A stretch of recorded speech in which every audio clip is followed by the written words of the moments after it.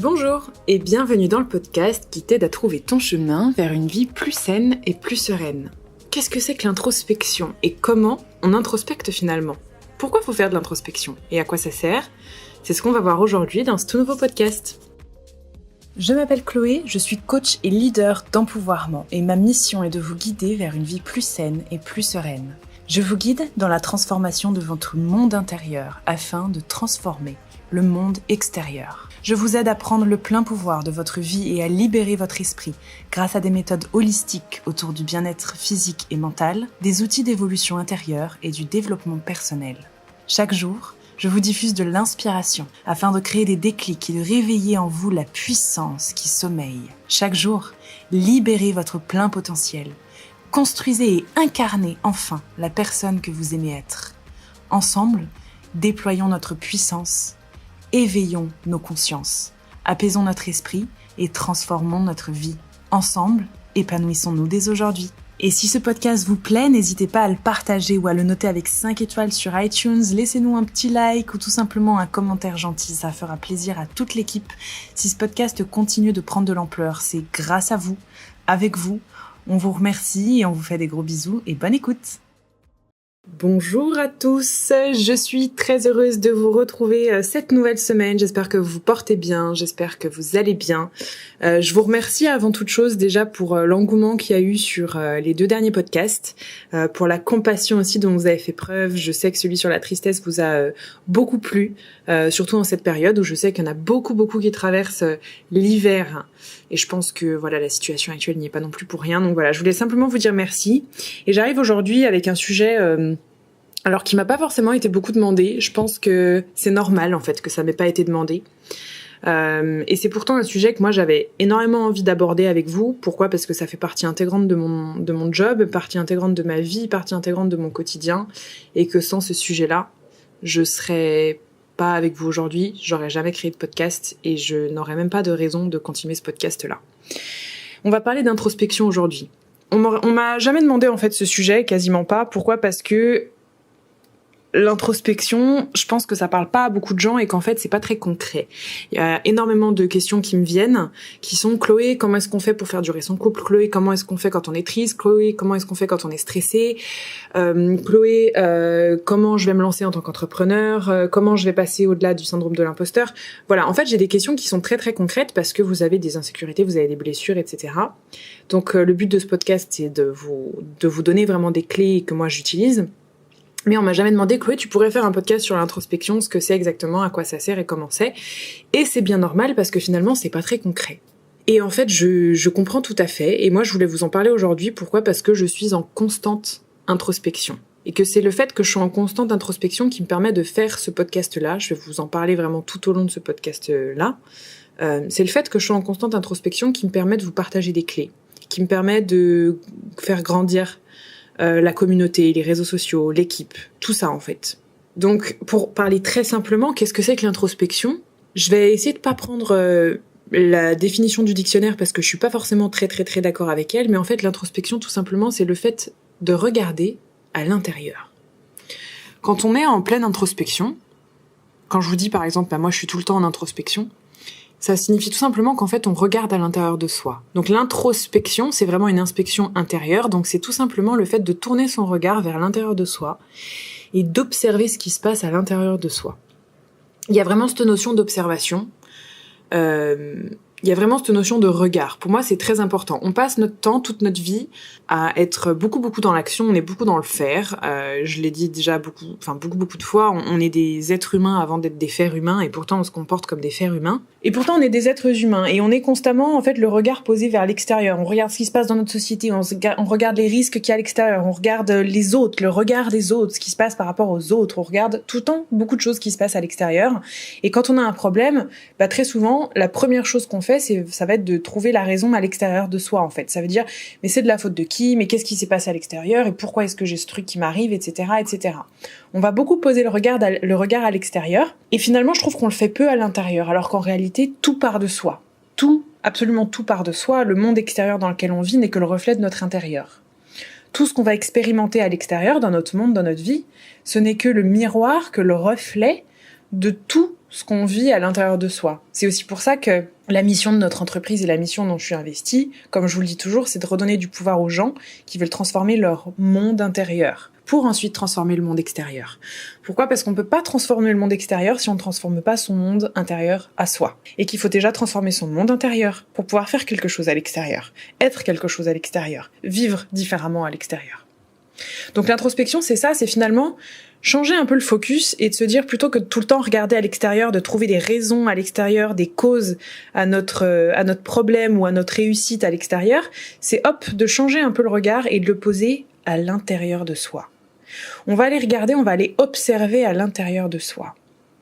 Si vous tapez sur internet ce que c'est que l'introspection, vous allez aussi beaucoup voir que c'est une analyse de ce qui se passe à l'intérieur de soi.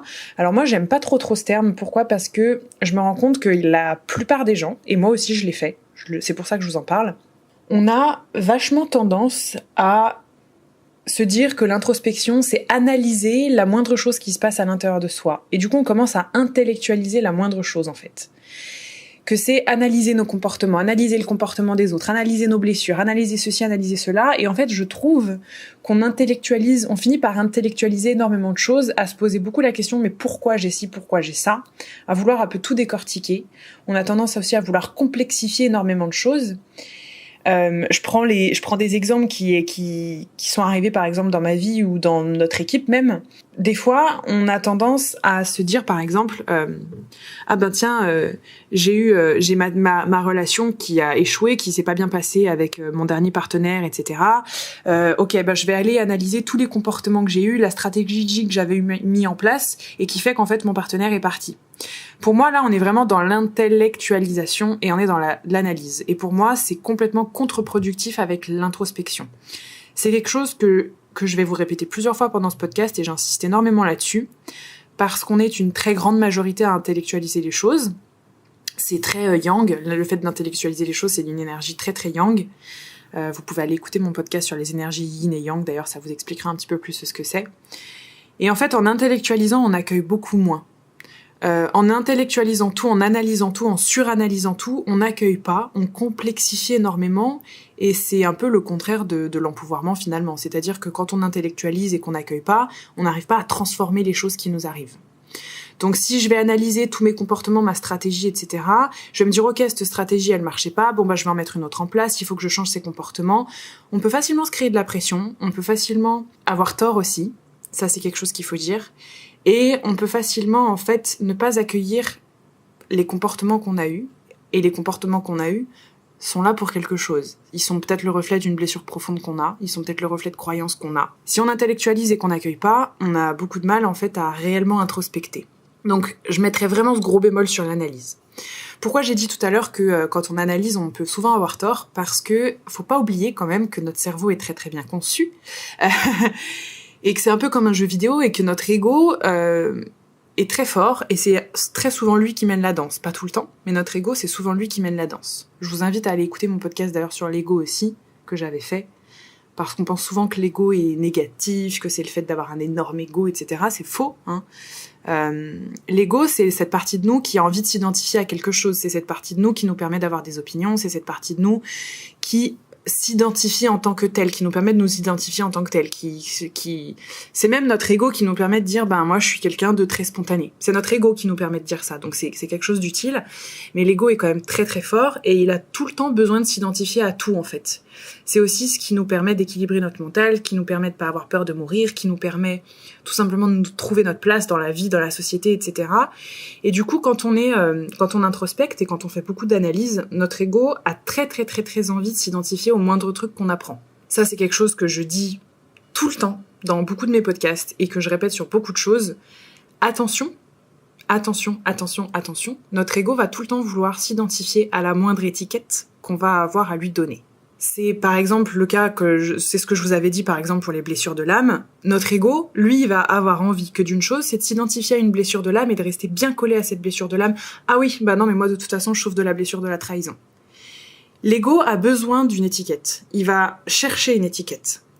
Donc quand on introspecte et qu'on analyse et qu'on justement on intellectualise beaucoup, on va en trouver des étiquettes, c'est sûr et certain. On va tout le temps trouver des cases où se mettre, on va tout le temps trouver des étiquettes, des noms pour tout. On va avoir besoin de nommer plein de choses, on va avoir besoin de créer des cases, on va avoir besoin de créer des étiquettes. C'est humain et c'est normal, même moi je le fais. Faut juste un peu en avoir conscience et se dire que du coup quand on intellectualise et quand on introspecte en suranalysant, en intellectualisant tout, etc., je trouve qu'en fait, on va avoir tendance à vouloir s'attribuer telle ou telle blessure et c'est sûrement vrai, mais du coup à partir du moment où on se met une étiquette, c'est beaucoup plus difficile d'en sortir. C'est la même chose pour le human design, je sais que c'est quelque chose qui est très en vogue en ce moment, on en entend énormément parler. Moi je découvre, je comprends complètement le concept, mais en fait pourquoi j'étais un peu réfractaire à ça au tout début quand j'en ai entendu parler, parce que je vois énormément de gens se servir du human design comme d'une étiquette et se dire ok moi je suis tel équilibre énergétique donc c'est pour ça que je fonctionne comme ceci, c'est pour ça que je fonctionne comme cela. C'est ok et c'est complètement humain, mais encore une fois c'est vraiment l'ego qui a besoin de se mettre une étiquette pour justifier des comportements, pour justifier des émotions, pour justifier tout un tas de choses. Et c'est pour ça que dans l'introspection, je dis toujours de faire attention à pas trop intellectualiser, parce que rappelez-vous qu'il y a toujours votre ego qui est là, qui a tout le temps envie de s'identifier à des tas de trucs, et que du coup on n'a pas besoin de tout nommer. On n'a pas besoin de nommer, on n'a pas besoin de trouver des étiquettes pour se comprendre en fait. Donc pour moi l'introspection c'est beaucoup plus le fait d'observer ce qui se passe, de regarder ce qui se passe à l'intérieur, sans forcément tout analyser, sans intellectualiser, sans vouloir chercher des étiquettes, des termes, etc., tout ce qui se passe non plus à l'intérieur de nous.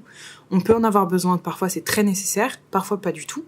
Et accueillir en fait, accueillir ce qui est. Alors je vais vous donner un exemple très concret, entre comme j'ai fait et comment j'aurais pu faire. Une des plus grandes phases d'introspection que j'ai eues dans ma vie, c'est quand je suis partie en voyage à l'étranger. Quand j'ai décidé de plus avoir de chez moi, de devenir nomade, etc., et que je suis partie à l'autre bout du monde, en Australie, vivre pendant presque 2 ans. Je suis pas rentrée chez moi, donc j'ai pas vu ma famille et compagnie. Ça a été une énorme phase d'introspection pour moi, sans que je le veuille. Je me suis rendu compte bien plus tard que c'était de l'introspection. Et en fait, moi, en fait, depuis des années, j'avais l'impression que dans ma famille, par exemple, mes parents se souciaient pas de moi et qu'ils se souciaient beaucoup plus de ma sœur que de moi. Et je comprenais pas pourquoi, parce que je suis hypersensible, extrêmement sensible. Alors je suis sensible certes, mais je suis vraiment hypersensible pour le coup. Et je manque cruellement de confiance en moi. Et j'ai toujours eu l'impression que ma sœur c'était pas le cas et que qu'elle a beaucoup plus confiance en elle et beaucoup plus d'estime d'elle que moi. Et en fait j'ai grandi avec cette croyance que mes parents se soucient beaucoup plus de ma sœur que moi et qu'ils sont beaucoup plus inquiets pour ma sœur que moi, en comprenant pas en fait pourquoi. Et je me suis beaucoup demandé pourquoi, chose qu'il fallait pas faire. Et quand je suis arrivée justement en Australie, je me suis dit mais pourquoi est-ce que je continue de croire ça ? Et j'ai commencé à me rendre compte de plein de choses, qu'en fait j'avais tort, que c'était des croyances, que c'était juste un filtre avec lequel je voyais les choses. Et en fait au lieu de vouloir tout analyser, j'ai observé ce qui s'était passé pendant des années en fait à l'intérieur de moi. J'ai observé qu'en fait je savais pas exprimer ce besoin d'amour que j'avais de la part de mes parents, je savais pas exprimer ce dont j'avais besoin de leur part, je savais pas exprimer que j'avais pas confiance en moi, j'essayais de montrer le contraire. Et à aucun moment j'ai suranalysé en me disant ok mais en fait c'est telle blessure qui a fait que j'ai agi comme ça, j'ai eu tel comportement et telle action à cause de ceci, donc il va falloir que je fasse comme ceci, comme cela, et du coup il va falloir que j'exprime mon amour différemment, si j'exprime ça c'est à cause de ça qu'ils ont fait ça. En fait j'ai pas analysé la chose, je l'ai pas intellectualisé. J'aurais pu le faire. Si j'avais intellectualisé tout ça et que je l'avais suranalysé, je pense que je serais tombée dans une autre stratégie. Je serais restée focus sur le problème que j'avais avec mes parents. Enfin, j'avais pas de problème avec mes parents. Dans ma tête, je considérais que j'avais un problème alors que j'avais pas de problème avec eux. Bref. Si j'avais suranalysé tout ça, je pense que j'aurais voulu partir dans une autre stratégie pour changer la donne avec mes parents, et je pense même qu'en fait je me serais mis des étiquettes en me rendant compte qu'en fait j'avais complètement tort, qu'en fait c'est moi qui avais un problème par rapport à l'amour, et que en fait je suis quelqu'un qui ne sait pas exprimer ses besoins d'amour avec ses parents. Et c'est complètement faux. Donc j'ai pas analysé tout ça, j'ai pas intellectualisé tout ça, en fait j'ai accueilli. J'ai regardé et je me suis dit waouh, en fait c'est un truc de dingue. En fait, c'est un truc de dingue. Ça fait des années que je suis persuadée que mes parents s'inquiètent pas pour moi et qu'ils s'inquiètent beaucoup plus pour ma sœur et qu'ils font une différence avec elle, alors qu'en fait pas du tout. Et puis même s'ils le font, oui, c'est qu'il y a des raisons. Je me suis mis à leur place, donc je suis passée par beaucoup de phases qui sont notamment le pardon, la compréhension, la compassion, me mettre à la place de mes parents, la compréhension aussi de moi-même, sans intellectualiser tout ça et en me rendant compte qu'en fait j'avais des insécurités. J'avais des insécurités par rapport à l'amour, j'avais des blessures profondes, de trahison, d'injustice, etc. Je vous en parle aussi dans le podcast sur les blessures de l'âme. Et j'ai pas intellectualisé, en fait, j'ai accueilli. J'ai regardé, je me suis dit, ah, dis donc. Eh ben, dis donc, elle est là, cette petite croyance. Eh ben, dis donc, c'est là, cette souffrance. Je les vois. Ok, je les vois. Bah, c'est ok. Je continue mon chemin. Je continue mon chemin et je sais que la vie fera en sorte que cette étiquette ne me colle pas à la peau. J'ai confiance en la vie, j'ai confiance en moi, j'ai confiance en l'univers. Et puis surtout, maintenant que je les ai vues, elles n'ont plus vraiment de raison d'exister. Donc, j'espère que vous voyez un petit peu la différence. Pour moi, l'introspection, c'est pas surintellectualiser, c'est pas tout analyser, tout décortiquer. C'est plutôt observer, accueillir et être complètement ok avec ce qui est. C'est finalement, ça revient vraiment au fait de se donner de l'amour à soi, de se dire, oh, dis donc, j'ai agi de cette manière-là parce que je me sentais comme ceci à ce moment-là, c'est complètement ok en fait. Je me suis rendu compte pendant les phases d'introspection aussi que j'avais très mal agi avec certaines personnes, ça a été très dur à voir pour moi, et j'ai pas trop intellectualisé en me trouvant des excuses, en me trouvant des étiquettes. Non, je vois que j'ai mal agi, mais j'ai mal agi par rapport à quoi ? Par rapport à mes propres valeurs, c'est ce qui fait que je considère que j'ai mal agi.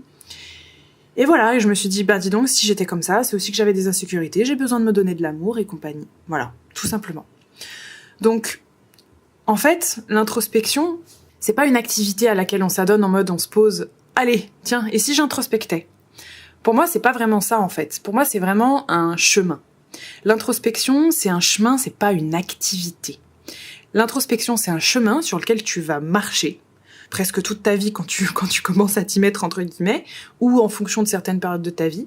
Et c'est un chemin sur lequel tu marches pour être de plus en plus conscient de la vie, des événements, de ce que toi tu es, de ce que la vie est pour toi, de tes croyances, de ton humanité, de ton âme.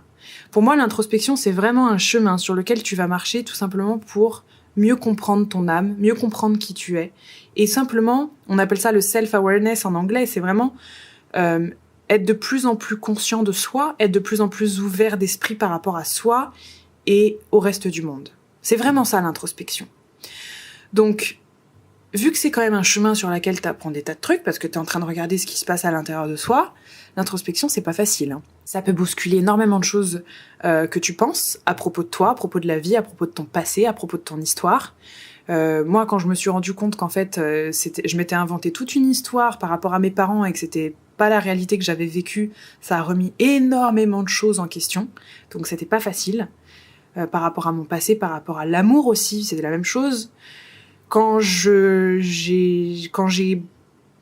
compris aussi des actes que j'avais eus, j'étais persuadée que j'avais bien agi à ce moment-là, et je me suis rendu compte a posteriori qu'en fait j'avais mal agi, entre guillemets, j'avais pas agi en accord avec mes valeurs, bah ça m'a vachement bousculée, j'ai beaucoup culpabilisé, je me suis sentie très mal dans ma peau, ça a fait diminuer mon estime de moi, mais c'est ok tout ça en fait, faut accueillir. Donc l'introspection, c'est pas un long fleuve tranquille, c'est ça qui est important aussi de le dire, c'est que c'est un chemin sur lequel tu vas constamment apprendre des choses à propos de toi, à propos de la vie, à propos de tout ce que tu pensais être, et en fait qui te montre constamment qu'en fait, rien n'est jamais certain, que rien n'est jamais définitif, que beaucoup de choses se transforment, et ça bouscule énormément de croyances, énormément de peurs aussi, donc ça te permet énormément d'empouvoirment, mais ça te force, entre guillemets, aussi à passer par des phases que t'avais pas prévues, clairement. L'introspection, ça m'a fait passer par des phases où je me suis pris un sacré coup dans mon ego parce que je me suis rendu compte de manière dont j'avais agi, de manière dont j'avais parlé, de relations que j'avais construites qui en fait ne me collaient pas du tout. Pareil par rapport à mon passé, par rapport à mes parents, par rapport à mon corps. Il y a plein de choses qui se sont passées et ça te fait changer d'avis sur beaucoup de choses. Je vous donne un exemple encore plus bête. Pendant mon introspection, je me suis rendu compte qu'en fait, j'avais des croyances à propos de mon corps qui n'avaient plus à exister. Et aujourd'hui, je suis plus alignée avec ces croyances-là. Et du coup, je me rends compte aussi que les raisons pour lesquelles j'ai fait de la chirurgie esthétique, aujourd'hui, n'existent plus. Et je suis pas sûre d'être encore en accord avec ça. Voilà, c'est juste pour vous donner une idée. Donc, faut accepter aussi que l'introspection, ça va vraiment bousculer des choses à l'intérieur, que ça va du coup te faire des choix, des remises en question constantes. Et ça va péter des croyances et péter des peurs, mais aussi péter des choses dont t'es sûr et qui en fait sont fausses. Typiquement, l'introspection, c'est quelque chose qui peut te faire remettre en question ton couple. Moi, ça l'a fait. Ça peut te faire remettre en question ta carrière. Ça peut faire remettre en question plein de choses, en fait.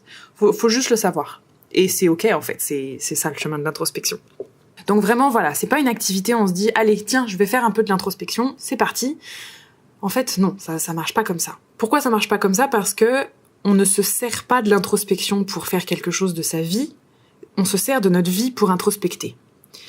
J'insiste vraiment sur cette phrase-là aussi, parce qu'on me dit très souvent, alors Chloé, explique-nous comment tu te sers de l'introspection. À quoi ça te sert dans la vie de faire de l'introspection? Alors en fait, non. On ne se sert pas de l'introspection, on se dit pas, allez tiens, je vais faire une introspection pour pouvoir être mieux dans tel domaine. En tout cas, c'est vraiment ce que moi je pense. Je pense qu'il y a plein d'autres personnes qui vont vous dire différemment. Moi, c'est ce que je pense. On ne se sert pas de l'introspection pour s'améliorer dans nos domaines de vie. Ce sont nos expériences de vie qui nous amènent à introspecter. Donc, la plupart du temps, quand on introspecte, au début, on se rend même pas compte qu'on est en train d'introspecter. Quand on est en pleine introspection, on se rend même pas compte qu'on est en pleine introspection. Au début. Après, on s'en rend compte. Je vous donne un exemple. Je me suis pas servi de l'introspection pour faire péter mes croyances sur l'entrepreneuriat. Je me sers pas de l'introspection pour améliorer mon couple. Je me sers pas de l'introspection pour encore mieux voyager. Pas du tout. C'est le contraire en fait. Ce sont toutes mes expériences de vie qui me font introspecter. Ce sont toutes mes expériences de vie qui permettent ou qui parfois forcent l'introspection. Je vous donne un exemple. Pour moi, l'entrepreneuriat, c'est une énorme aventure d'introspection. L'entrepreneuriat, c'est pas juste entreprendre, c'est pas juste des difficultés, c'est une introspection constante de soi, de son entourage, de la société, de nos croyances par rapport à l'argent, de nos croyances par rapport à nous-mêmes, de nos valeurs. C'est une pure introspection, l'entrepreneuriat. Parce que tout ce que tu vas faire dans ton quotidien quand tu es entrepreneur va te faire poser des questions sur toi, tout le temps. Va te faire regarder à l'intérieur de toi. Donc, il faut bien prendre la chose dans ce sens-là et pas dans l'autre sens. Un couple, c'est pareil.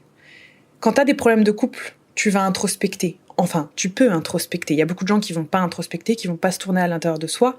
Mais quand tu as des problèmes de couple, tu peux te tourner à l'intérieur de toi, justement. Tu peux choisir d'introspecter, te tourner à l'intérieur de toi pour observer, en fait, ok, ces problèmes de couple, qu'est-ce qu'ils viennent créer en moi? Qu'est-ce que je crois à propos de ces problèmes de couple? Qu'est-ce que ça signifie pour moi? Et c'est la même chose pour le voyage. Quand j'ai voyagé, je vous le dis, je voyage toujours, mais quand je suis vraiment partie en voyage, quand j'ai décidé de changer de vie, entre guillemets, ça a forcé une introspection à laquelle je m'attendais pas.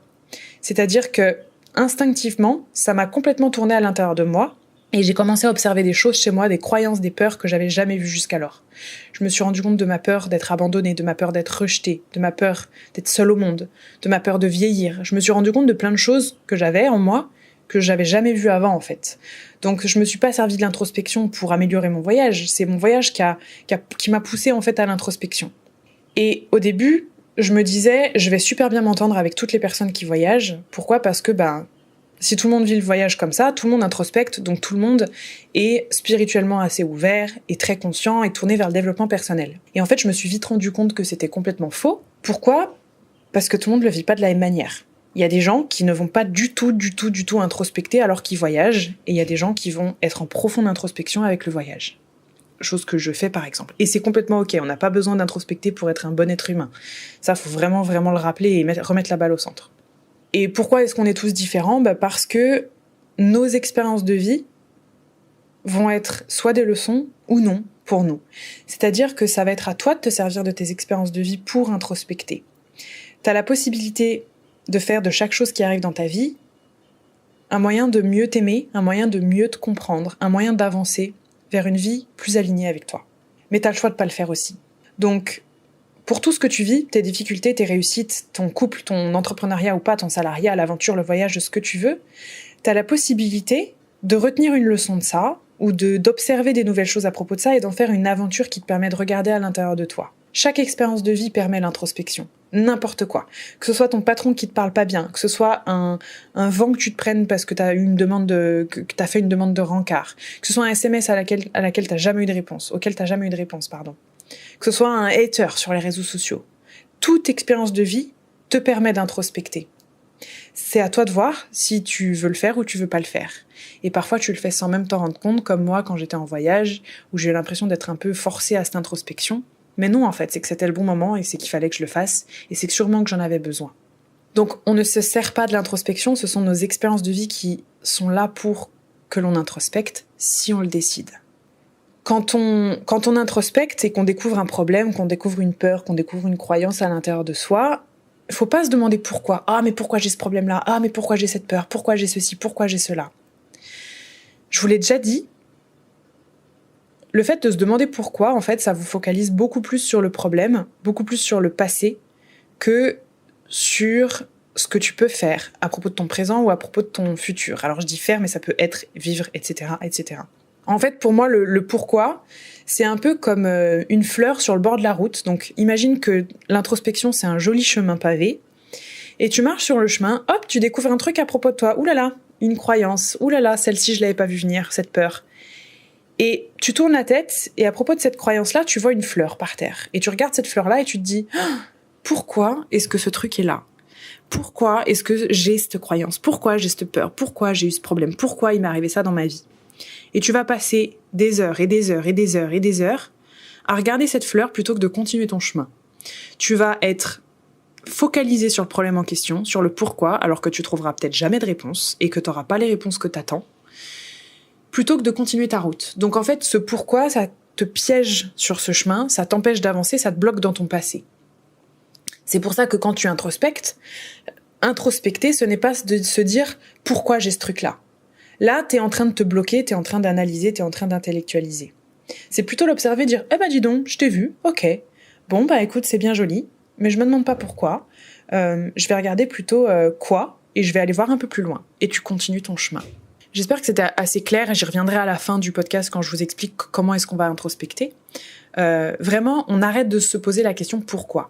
Donc, je vous ai fait un podcast à propos de pourquoi, qui s'appelle Pourquoi. Je vous invite à aller l'écouter à la fin de ce podcast, vous comprendrez mieux pourquoi c'est une question de désempouvoirment, et plutôt qu'il va falloir aller se poser les bonnes questions. Et je vous invite également à aller écouter le podcast qui s'appelle Se poser les bonnes questions, qui est un podcast vraiment d'empouvoirment, qui va vous aider aussi, vraiment, vraiment.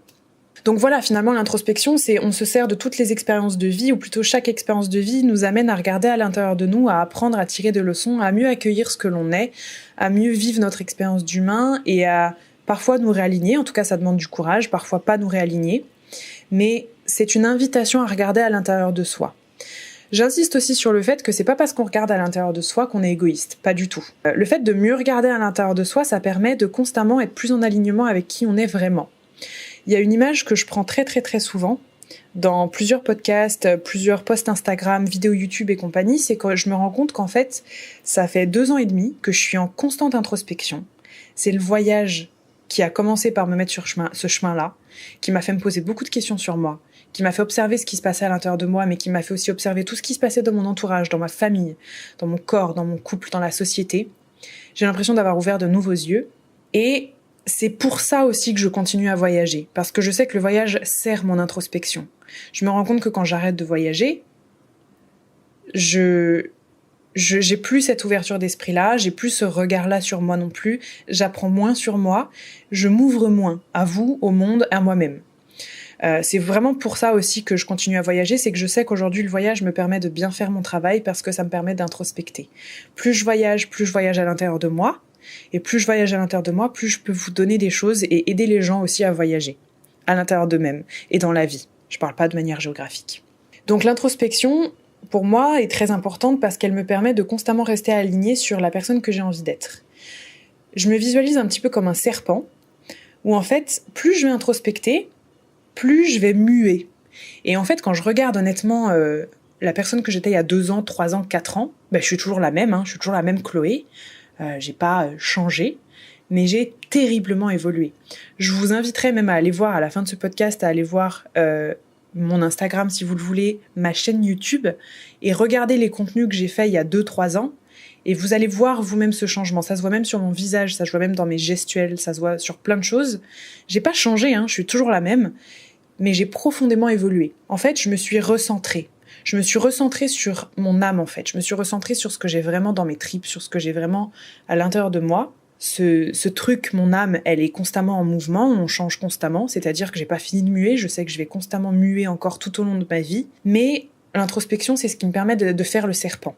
C'est ce qui me permet, à chaque fois que quelque chose n'est plus aligné avec moi, que je le comprends, que je le découvre, d'enlever ma peau. C'est pour ça que je parle de serpent. L'introspection, c'est un moyen de muer, d'enlever ma vieille peau qui me sert plus, qui m'étouffe dans une identité dans laquelle j'ai plus envie d'être, et de vivre dans une nouvelle peau et de vivre dans une nouvelle identité. Et c'est assez dingue parce que du coup, tous les 6 mois, j'ai vraiment l'impression d'enlever une vieille peau. J'ai vraiment l'impression de muer. et de me débarrasser d'une peau et de faire peau neuve. Alors parfois c'est tous les 6 mois, parfois c'est tous les 3 mois.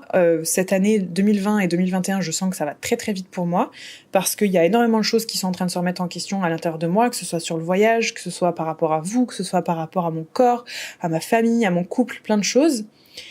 Et je fais le serpent en fait. Et pour moi c'est ça l'introspection, c'est être un serpent. C'est que dans ta vie, tu vas avoir plein d'identités différentes, même si tu es toujours la même personne au fond. T'as plein d'identités différentes.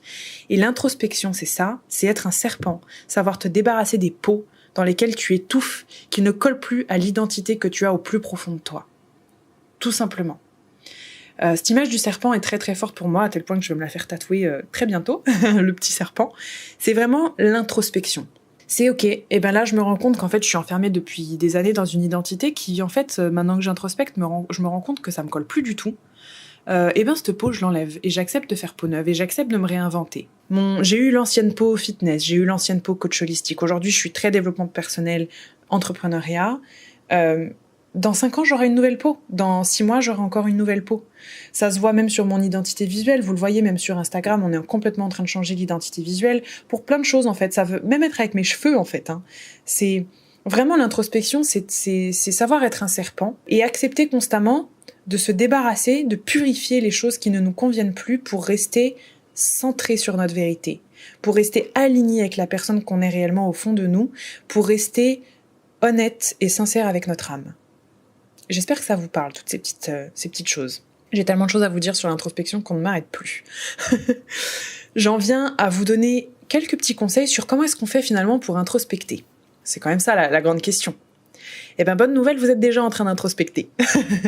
Pourquoi je vous dis ça? Parce que si vous avez écouté plusieurs épisodes de ce podcast, et ce podcast existe depuis plus d'1 an et demi à l'heure où je vous parle, normalement, 1 an et demi, vous avez déjà introspecté. Si vous écoutez les épisodes de mon podcast, c'est que à chaque épisode, ça va créer des déclics chez vous ou que vous allez vous poser de nouvelles questions. C'est que vous vous rendez compte de choses à propos de vous. Chaque podcast que vous écoutez est une introspection. Vous vous rendez compte de choses à propos de vous, à propos du monde. C'est ça l'introspection. Donc si un de mes podcasts vous a déjà fait vous dire « Ouh là là, tiens, attends, je me rends compte de ce truc-là à propos de moi que j'avais jamais vu avant. » Ou « Ouh là là, je suis en train de me poser ces questions-là parce qu'en fait, je me suis jamais posé ces questions-là. » Vous êtes déjà en train d'introspecter. Rappelez-vous que l'introspection, c'est pas une activité. C'est un chemin sur lequel vous marchez et je suis convaincue que si vous écoutez mes podcasts, vous êtes déjà en train d'introspecter ou vous l'avez déjà fait. Comment est-ce qu'on introspecte maintenant? Encore une fois, vous n'avez pas à bosser. Vous n'avez pas à travailler. Introspecter et faire un travail sur soi, c'est pas la même chose. Donc vous n'avez pas à bosser particulièrement, vous n'avez pas à vous poser, à vous dire « Allez hop, c'est parti, j'introspecte, j'écris ». Vous n'avez pas à penser qu'à vous non plus, vous n'avez pas à vous torturer, vous n'avez pas à tout analyser, tout intellectualiser. Au contraire, il y a énormément de gens qui vont trop penser. Il y a le phénomène de overthinking en anglais qu'on dit, donc c'est le fait de trop penser. Je vois beaucoup de gens qui se posent 36 000 questions. J'en ai énormément vu dans mes retraites, dans mes coachings. Oui, mais moi, je sais pas qui je suis, mais je sais pas ce que je veux, mais du coup, mais finalement, est-ce que plutôt ceci, est-ce que plutôt cela? Et en fait, qui se figent complètement et qui ne font rien de tout ça. C'est pas ça l'introspection. Ça s'appelle une intellectualisation, ça s'appelle une suranalyse. L'introspection, c'est observer. C'est pas se dire, oui, mais moi, je sais pas ce que je veux, mince, pourquoi je trouve pas? Non. C'est se dire, oh bah dis donc, j'ai peur de ci, ou je crois que ceci, ou je crois cela. Parce que la réalité, c'est que toutes les réponses sont en nous. Toutes les réponses sont en nous. Quand moi, on me dit, je me connais pas, je sais pas qui je suis, je connais pas ses goûts, la réponse que je vais donner dans mes retraites et dans mes coachings, je fais bullshit. Complètement faux, t'as tort. T'as tort et tu sais que t'as tort. Tu sais qui t'es, tu sais ce que t'aimes, tu sais ce que tu veux, sauf que t'as peur de le dire, t'as peur de te l'avouer, t'as peur de le reconnaître, ou tu crois que c'est mieux de ne pas savoir. En réalité, si je discute 10 minutes avec toi, tu vas me dire tes goûts, tu vas me dire ce que t'aimes pas. C'est sûr et certain. Mais aujourd'hui, tu ne te poses pas les bonnes questions ou tu te poses 36 000 questions qui fait que tu es perdu. Donc, vous n'avez pas à tout intellectualiser, à vous poser 36 000 questions, c'est complètement faux. Je pense qu'en fait, il faut se poser un peu moins de questions et juste observer ce qui se passe à l'intérieur de nous. Commencer par nommer nos émotions. Chercher à mettre son regard là où on l'a jamais mis. C'est-à-dire, je me suis jamais... j'ai jamais vraiment observé ce que je ressentais quand par exemple, quand j'ai plus de nouvelles de mon copain du tout. je vais commencer à observer ce que je ressens en fait. Je sais que je suis pas bien, mais qu'est-ce que je ressens vraiment en fait? Donc en fait, c'est vraiment avoir le courage de poser son regard là où on l'a jamais mis, d'observer ce qui se passe et d'accueillir ce qui se passe. Et vraiment de se poser les bonnes questions. Donc encore une fois, se poser les bonnes questions, c'est arrêter de se demander pourquoi. On arrête de se demander pourquoi. On va plutôt se dire, qu'est-ce que je ressens? Qu'est-ce qui est là? C'est quoi? Donc il y a plutôt la question quoi et la question comment aussi, c'est-à-dire comment j'en suis arrivée là. Typiquement, moi, un des phénomènes d'introspection que j'ai, c'est que quand on me dit Chloé, est-ce que tu pourrais nous expliquer comment t'as réussi à être chef de plusieurs entreprises, à avoir une grande équipe, comment t'arrives à tout faire? Et ma première réponse, c'est mais en fait, j'en sais rien. Je sais pas comment j'ai fait tout ça. C'est ma première réponse spontanée. Et en fait, quand je prends le temps de poser mon regard à l'intérieur de moi et de me dire attends, comment j'en suis arrivée là? Mais si, en fait, je sais. Voilà ce que j'ai fait depuis des années. Voilà ce que je suis depuis des années. Voilà les remises en question. Et voilà l'introspection. Donc, au lieu de se dire « je sais pas », on va tourner le regard à l'intérieur de soi. Donc, on va se poser des questions d'empouvoirment. Donc, on évite le pourquoi. On se pose plutôt quoi? Qu'est-ce que je ressens? Comment? Et puis, il y a une question qui est très puissante aussi pour l'introspection, c'est quelles sont les possibilités? Pour moi, l'introspection, c'est un phénomène d'empouvoirment à partir du moment où on se dit quelles sont les possibilités.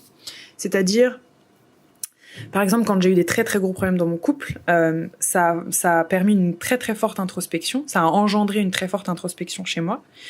Je me suis pas dit mais pourquoi ça va pas, mais pourquoi ça va pas? Si, je me le suis dit au contraire, c'est faux. Je me le suis dit au début. Et puis en fait, je me suis rendu compte au bout d'un moment qu'en fait c'était plutôt ok, quelles sont les possibilités? Qu'est-ce que je ressens vraiment? Mais quelles sont les possibilités pour le futur? Quelles sont les possibilités avec lui? Quelles sont les possibilités sans lui? Donc il y a vraiment cette notion d'ouverture vers l'avenir, d'ouvrir le champ des possibles. On se pose la question, quelles sont les possibilités? Donc on se pose les bonnes questions. Allez écouter mon podcast sur se poser les bonnes questions. Allez écouter le podcast sur le pourquoi. Et voilà, et je pense que vous allez mieux comprendre aussi pourquoi je vous dis tout le temps que je suis en constante introspection, parce que l'introspection sert mon job et qu'en fait ce sont mes expériences de vie qui me permettent l'introspection.